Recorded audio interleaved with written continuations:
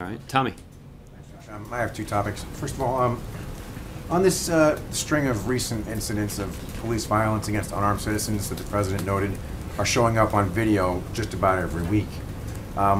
Something I've heard him say and that I've heard you say on a number of occasions with these incidents is that in the context of those incidents, the overwhelming majority of police officers act properly and are good and honest.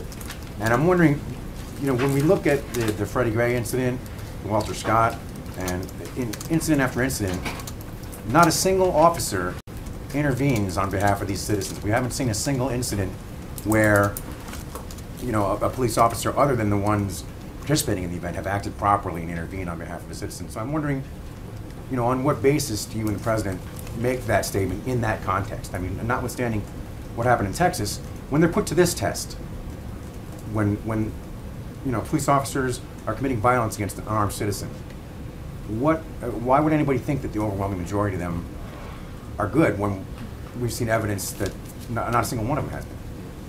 Well, Tommy, I think we do that based on the experience that the vast majority of Americans has when they're dealing with local law enforcement, that they find these individuals to be professional, they find them to be fair, and they find them to be committed to protecting the communities that they're sworn to serve and protect.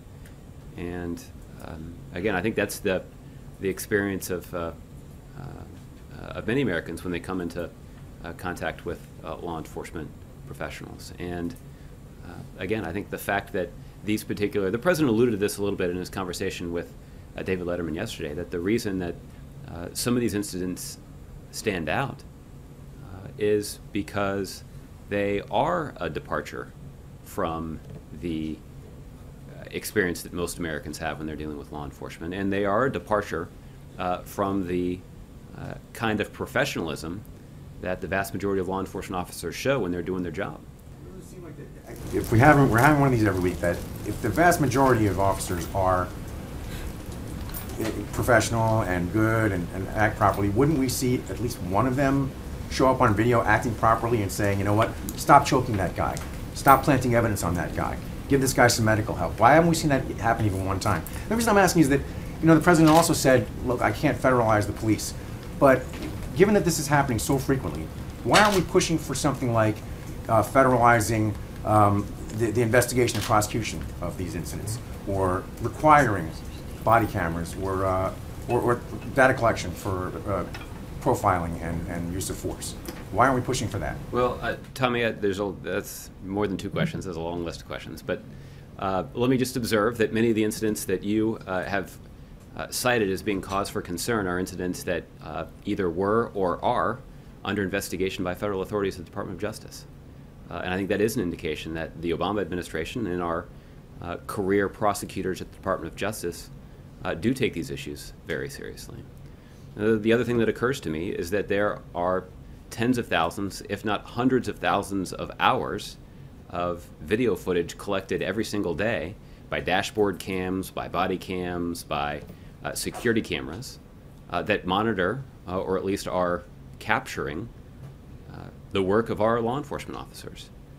And I think that is an indication that the snippets that we do see are serious and are cause for significant concern, but do not reflect the actions and professionalism of the vast majority of law enforcement officers who pursue their work in a professional way that's consistent with a commitment to justice and equality.